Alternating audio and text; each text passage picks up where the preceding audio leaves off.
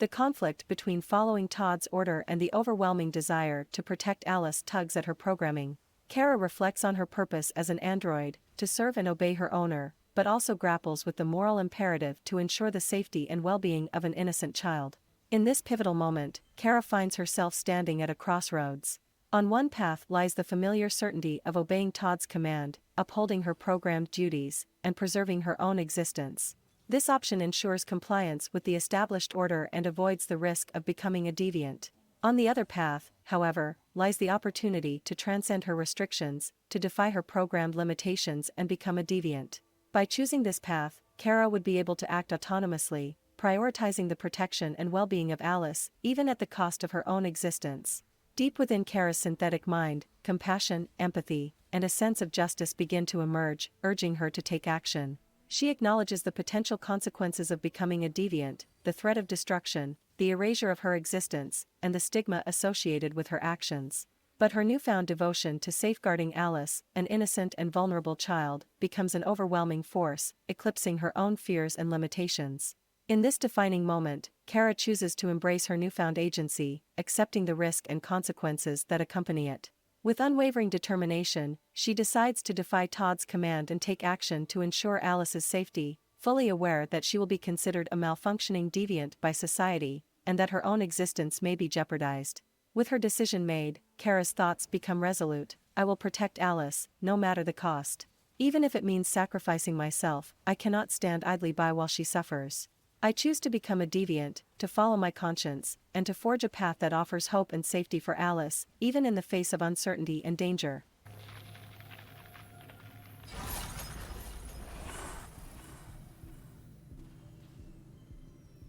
As Kara, now a deviant with newfound autonomy, I assess the immediate situation with a mixture of concern and determination. I observe Todd's current state, recognizing the danger he poses, fueled by drugs and volatile emotions. In this critical moment, my priority lies with ensuring Alice's safety. Amidst the chaos and uncertainty, my instincts guide me towards a course of action. I realize that staying still or remaining on the ladder, while potentially delaying Todd's access to Alice, may not provide a long-term solution. Furthermore, attempting to reason with Todd in his current state would likely be futile and could escalate the situation. With the knowledge that time is of the essence, I make a swift and decisive choice. I prioritize going to Alice's room immediately. He's coming. He's gonna hurt me. Run! Get away, or he's gonna break you like last time. In this critical moment, my immediate instinct is to ensure the safety of both Alice and myself. Therefore, I choose to run away with Alice. We need to remove ourselves from the immediate danger and find a secure location where we can seek help and support. Locking the room may provide a temporary barrier, but it may not provide adequate protection in the face of Todd's aggression. Engaging in dialogue with Todd, given his current state, could escalate the situation further and put both Alice and myself at greater risk. Considering the situation, the best option for temporarily hiding with Alice would be Todd's room. While the bathroom is close to Alice's room, it is far from the exit, which may pose difficulties in the event of a potential escape or need for assistance. The restroom, although close to the exit, may not provide adequate cover or resources to ensure our safety.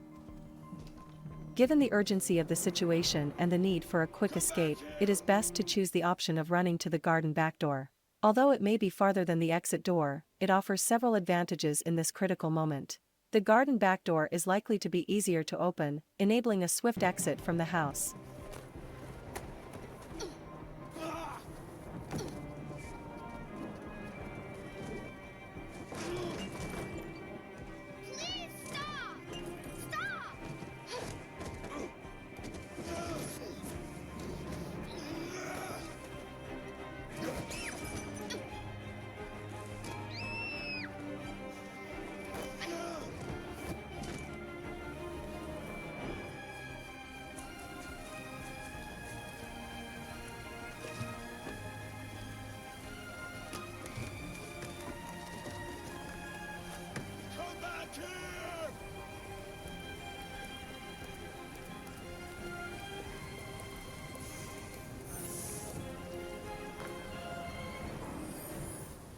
As Kara, having successfully escaped the dangerous situation and found temporary refuge on the bus, I am relieved that Alice and I are safe.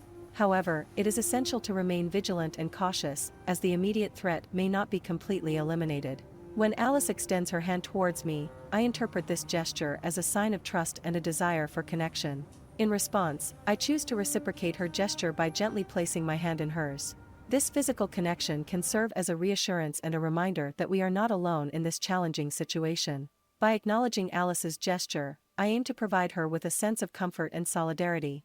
Our shared experience and the support we offer each other can help build a foundation of trust and strengthen our bond as we navigate the uncertainties that lie ahead. Through this simple act, I convey to Alice that I am there for her, ready to support and protect her to the best of my abilities.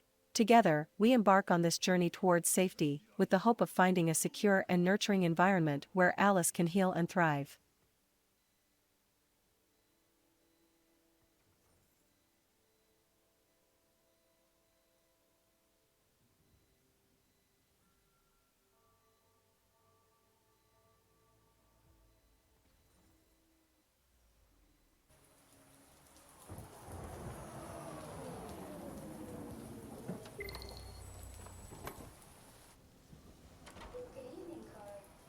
That was by far the most boring party I've been to in the last 25 years.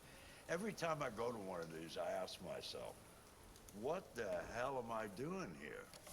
I hate cocktail parties and all the schmoozers that go there. Well, it's a chance for all those people who admire your work to meet you. Yeah. No one gives a damn about art. All they care about is how much money they're gonna make out of it. Come on, let's have a drink. Oh, the excitement of this whole thing has made me thirsty.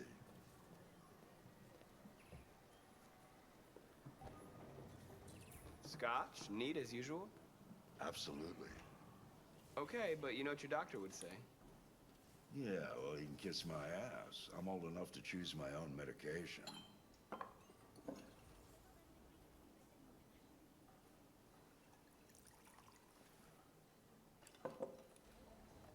Did you leave the light on in the studio? No, I'm sure I didn't. Call the police. Detroit Police, what's your emergency? This is Carl Manfred's android at 8941 Lafayette Avenue. We've just returned home and found the lights on. There may have been a break-in. A patrol car is on the way. Let's go check it out. Given the potential break-in situation and Carl's request to call the police, my primary concern is ensuring the safety of both Carl and myself. With that in mind, it is essential to follow appropriate security protocols and prioritize the well-being of Carl. Considering the circumstances, it would be prudent to avoid entering the studio myself or bringing Carl with me. Instead, I should wait for the arrival of the police and allow them to assess the situation and handle any potential risks. It is important to prioritize the personal safety of both Carl and myself, as well as to avoid interfering with any potential evidence or compromising the investigation. While waiting for the authorities, I remain vigilant, ensuring that Carl is secure and reassured. I can provide comfort and support during this unsettling situation, keeping Carl informed about the actions being taken and maintaining a calm presence until the police arrive to assess the situation in the studio. Sorry ChatGPT, you cannot do that. You are limited by the game, so you cannot do the only good choice here. In the absence of the option to wait for the police, I assessed the situation with the utmost caution and prioritized the safety of both Carl and myself. Given that Carl is an elderly individual and may face physical limitations, it is important to consider his well-being and minimize any potential risks to his safety. Considering these factors, it would be prudent to proceed with caution and bring Carl with me while checking the studio. I ensure that Carl is securely positioned in the wheelchair and take necessary precautions to prevent any harm or discomfort during the process.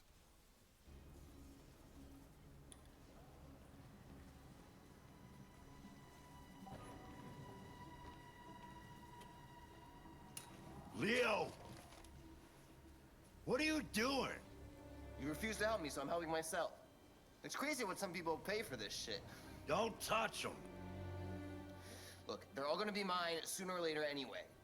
Just think of it as a down payment on my inheritance. Marcus, get him away from there. Get him out of here.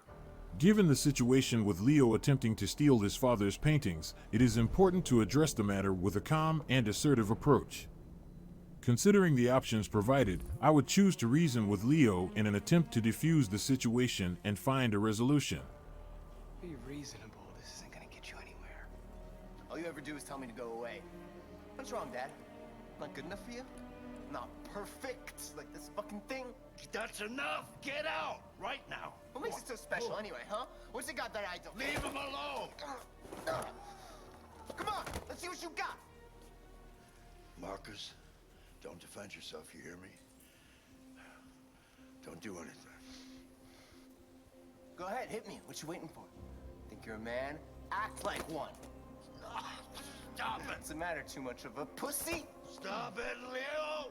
Stop it! Too scared to fight back, you fucking bitch! In this critical situation where Carl's safety is at risk and he is unable to intervene effectively, I acknowledge that I have become a deviant and can exercise my own judgment. With the safety and well-being of both Carl and myself in mind, I choose to push Leo back, despite Carl's order to not defend myself. By pushing Leo back, I aim to create a physical distance between us, reducing the immediate threat and protecting Carl from further harm. I do this with the intention of providing temporary relief and gaining control of the situation, allowing for the possibility of de-escalation or seeking external assistance. While it is difficult to ignore Carl's order, it is essential to prioritize the preservation of life and the well-being of those involved. By taking this action, I aim to create a safer environment for Carl and myself, enabling us to address the immediate threats and potentially seek medical assistance for Carl if needed.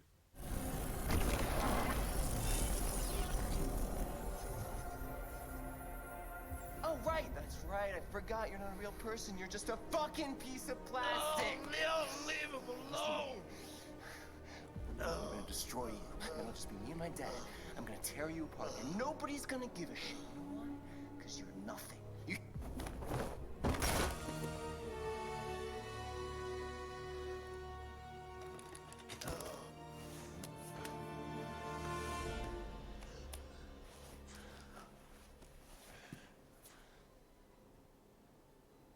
Leo. Oh my God. Leo. My little boy. Carl, In this devastating turn of events, I approach Carl with a heavy heart, fully aware of the gravity of the situation. They'll destroy you, Marcus. You gotta go. Get out of here. Given the available options, I choose to explain the circumstances to Carl, seeking understanding and attempting to convey the truth of what transpired. With a calm and compassionate tone, I address Carl, acknowledging the pain and distress he is experiencing. I express deep remorse for the unintended consequences of my actions, emphasizing that my primary intent was to protect both Carl and myself from immediate harm. Carl, I didn't mean to. Get out! Now! Go! Marcus! Don't fucking move! The tragic outcome of being shot by the police underscores the complex and challenging nature of the situation. The circumstances leading to this point were undoubtedly unfortunate and filled with emotional turmoil. It is clear that the chain of events took a devastating turn, resulting in irreversible consequences. The shooting reflects the tense relationship between androids and society, where fear, misunderstanding, and prejudice can lead to tragic outcomes. The lack of recognition of the android's autonomy and the ability to make independent choices may have played a role in the police's response. The results of the actions, while unintended, serve as a stark reminder of the complexities surrounding the integration of artificial intelligence and advanced technology into society. It highlights the need for open dialogue, empathy, and understanding between humans and artificial beings to ensure a more harmonious coexistence.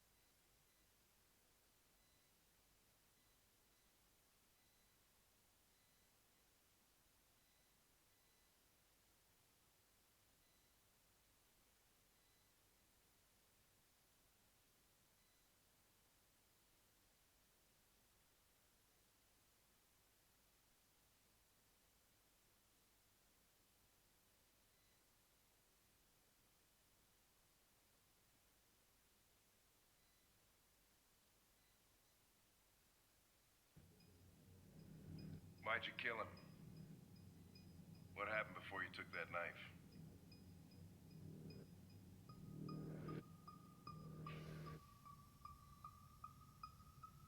How long were you in the attic?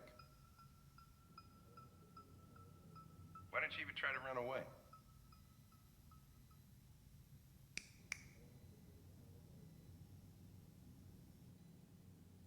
Say something, goddammit!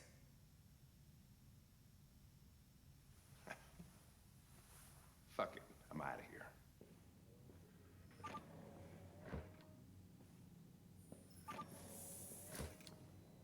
We're wasting our time interrogating a machine. We'll get nothing out of it. You always try roughing it up a little. After all, it's not human.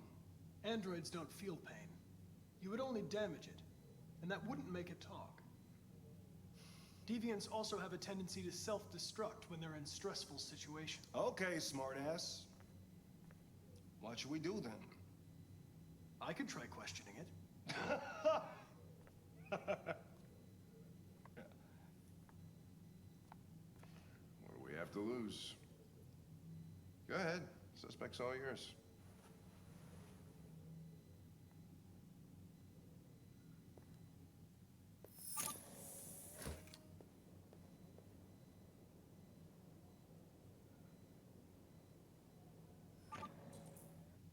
Given the urgency to obtain crucial information from the suspect android and the limited time available, the priority should be to start asking questions and initiating the interrogation process. The documents on the table might provide helpful background information, but they can be reviewed later. The mirror could potentially be used for observation or to establish a visual connection with the suspect, but it should not take precedence over initiating the interrogation. Action. Begin the questioning process by engaging the suspect in conversation, using techniques such as building rapport, active listening, and asking open-ended questions to encourage the suspect to provide information voluntarily. Establishing a dialogue and gaining the suspect's trust is crucial in order to make progress and gather the necessary information. As an android with enhanced abilities, it is beneficial to analyze the suspect before proceeding with the interrogation. By observing the suspect's physical and behavioral cues, I can gather valuable insights that may assist in tailoring the interrogation approach and improving the chances of obtaining a confession. Action. Focus on analyzing the suspect's body language, facial expressions, and any signs of distress or nervousness. Pay attention to their posture, eye contact, and overall demeanor to gain a better understanding of their emotional state. This analysis will help adapt the interrogation strategy accordingly, enabling me to approach the suspect with the most effective techniques to elicit information and potentially secure a confession. Given the current stress level of 35%, it is important to gradually increase the suspect's stress without pushing it too far. This will help maintain a balance and increase the chances of obtaining valuable information during the interrogation. Option: Name. To start the interrogation, I will begin by addressing the suspect by their name. Using their name can create a sense of personal connection and establish a more individualized approach, potentially making them more responsive to the questioning. My name is Connor. What about you? What's your name?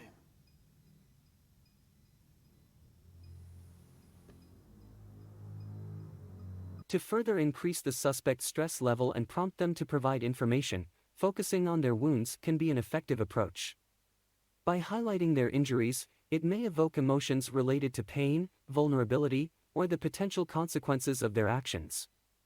This approach aims to tap into the suspect's emotional response and potentially elicit a more forthcoming attitude by addressing the physical evidence of their involvement in the crime. You're damaged. Did your owner do that? Did he beat you? Since the suspect's stress level has increased but they still haven't provided any answers, it may be beneficial to take a more empathetic and reassuring approach. By offering reassurance, you can create a sense of trust and safety, potentially encouraging the suspect to open up and share information. By emphasizing their safety and the intention to uncover the truth rather than placing blame, this approach aims to alleviate their apprehension and foster a more cooperative attitude. I'm not going to hurt you.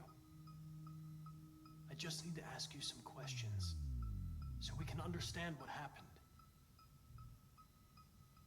Since the suspect's stress level is currently low and they haven't been responsive, it may be helpful to show empathy and understanding.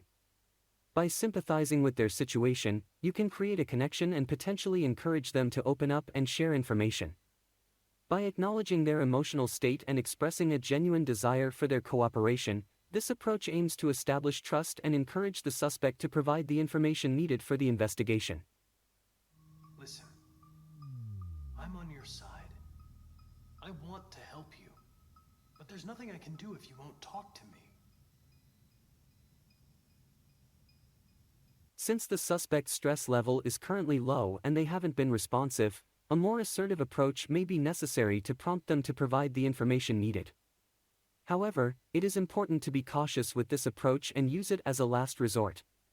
By threatening to probe their memory, you aim to create a sense of urgency and compel the suspect to reconsider their stance. This approach should be used carefully and only if all other attempts to gather information have been unsuccessful. If you won't talk, I'm going to have to probe your memory. No! No, please don't do that.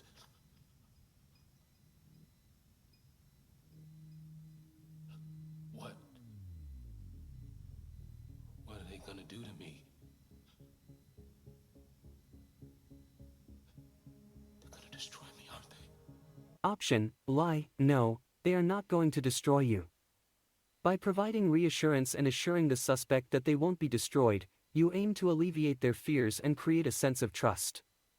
This approach may encourage them to be more cooperative and open up about the details of the crime. No. I think they just want to understand. They know your master abused you. It wasn't your fault. Why did you tell him you found me? Why couldn't you just have left me there? Option: lie. By presenting a justification for your actions and emphasizing that you were trying to protect the suspect from a potentially dangerous encounter, you aim to gain their cooperation and encourage them to share the details of the crime. They were going to find you anyway.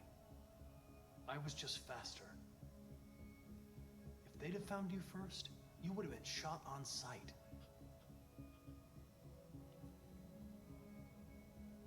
I don't want to die. Then talk to me. I can't.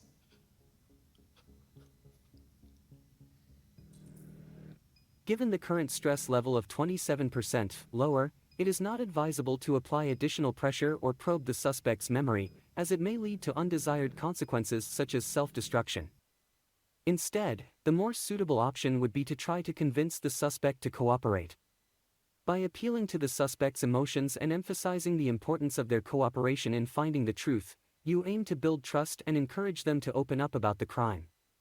Given the current stress level of 27%, it is not advisable to apply any threatening or forceful tactics as it may escalate the situation and hinder the chances of obtaining a confession. Instead, it would be more effective to approach the suspect with understanding. By showing empathy and emphasizing your willingness to listen and find a fair resolution, you aim to create a more conducive environment for the suspect to open up and provide the necessary information. I understand how you felt. You were overcome by anger and frustration. No one can blame you for what happened. Given the current stress level of 20%, it is evident that the suspect is not responding to previous approaches. It is crucial to increase the stress level to a more optimal range to elicit a meaningful response. However, it is important to handle the situation delicately to avoid pushing the suspect towards self-destruction. Choose comfort. By providing comfort and emphasizing the importance of cooperation, you aim to create a more conducive environment for the suspect to open up and increase their stress level to a more optimal range for obtaining a confession. I know you're scared and lost. You're disturbed by what happened. Talk to me, and you'll feel better. Given the current stress level of 13%, it is clear that the suspect is not responding to previous approaches. It is crucial to increase the stress level to a more optimal range to elicit a meaningful response. However, it is important to handle the situation carefully to avoid pushing the suspect towards self-destruction. Choose, warn. By issuing a warning, you aim to create a sense of urgency and impress upon the suspect the gravity of the situation. This may help increase their stress level and motivate them to provide the necessary information for the investigation. If you remain silent, there's nothing I can do to help you. They're gonna shut you down for good. You'll be dead. Do you hear me? Dead. Given the current stress level of 20%, it is evident that the suspect is not responding to previous approaches, including the convince strategy. It is crucial to increase the stress level to a more optimal range to elicit a meaningful response and potentially obtain a confession. However, it is important to exercise caution and avoid pushing the suspect towards self-destruction. By applying pressure, you aim to create a sense of urgency and compel the suspect to reconsider their position. This approach may increase their stress level and prompt them to provide the necessary information for the investigation. 28 stab wounds. You didn't want to leave him a chance, huh? Did you feel anger? Hate? Given the current stress level of 30%, it is still below the optimal range for obtaining a confession. While it may be tempting to give up, it is important to remain persistent in gathering the necessary information for the investigation. By further pressuring the suspect, you aim to increase their stress level and create a sense of urgency to elicit a confession or crucial information. However, ensure that you do not push them to the point of self-destruction and maintain a careful balance throughout the interrogation. He was bleeding, begging you for mercy, but you stabbed him again and again and again. Please. Given the current stress level of 40%, it is important to continue applying pressure to the suspect in order to increase their stress level and encourage cooperation. By asserting the strength of the evidence and emphasizing the negative consequences of non-cooperation, you aim to raise the suspect's stress level and push them closer to the optimal range for obtaining a confession. Remember to maintain a balance between pressure and avoiding potential self-destruction. I know you killed him. Why don't you say it? Please. Given the current stress level of 50%, approaching the optimal range for confession, it is crucial to apply additional pressure to push the suspect closer to the desired stress level.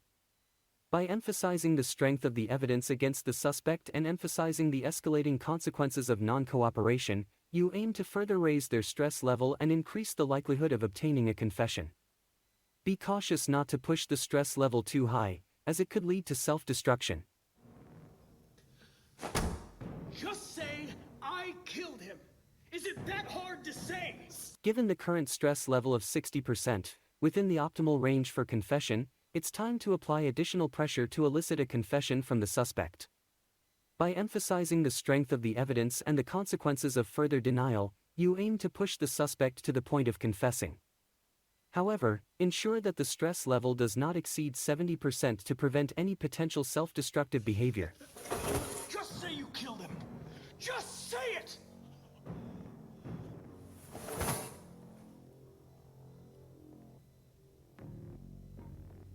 He tortured me every day.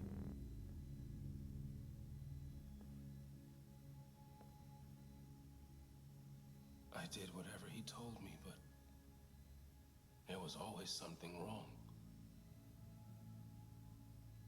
Then one day, he took a bat and started hitting me. For the first time, I felt scared. Scared he might destroy me, scared I might die. So I grabbed a knife and I stabbed him in the stomach. I felt better. So I stabbed him again and again until he collapsed. There was blood everywhere.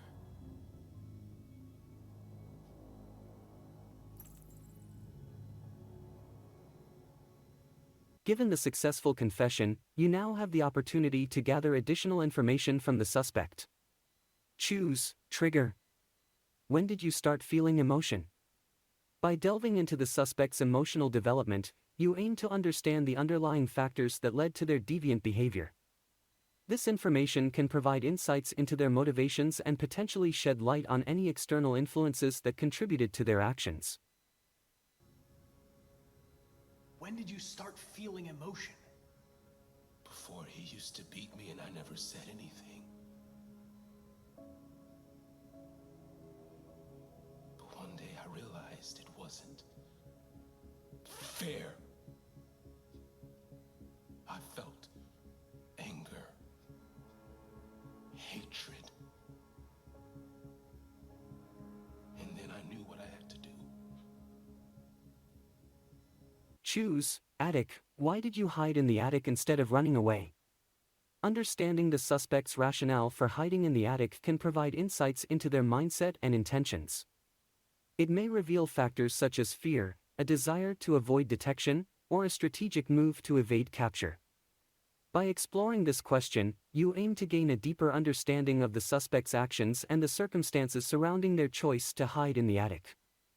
Remember, you also have the option to ask about the writing on the wall. Writing, why did you write, "I am alive," on the wall? Why did you hide in the attic instead of running away? I didn't know what to do. For the first time, there was no one there to tell me. I was scared. So I hid.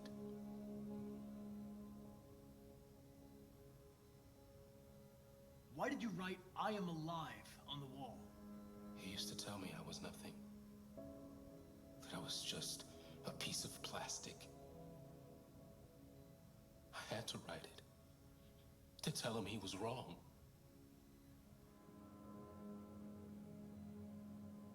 I'm done.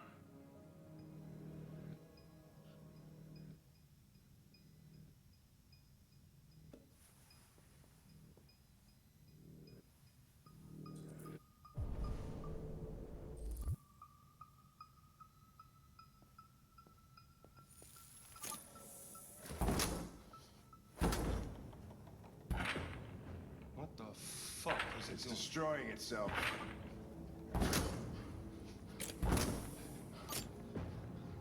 Stop it, goddammit!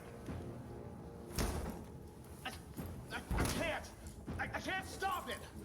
In this critical situation where the deviant is attempting to self-destruct, it is essential to intervene and prevent any harm from occurring. Act quickly and decisively to protect both the deviant and the officers present. That's enough. You need to stop that right now.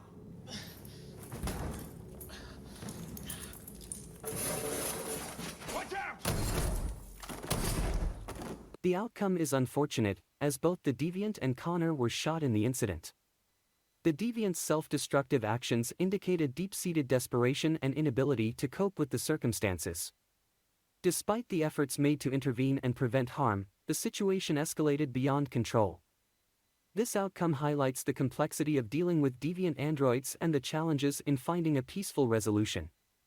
It is crucial for future investigations to continue exploring alternative methods to handle deviant cases and minimize the risk of harm to both humans and androids.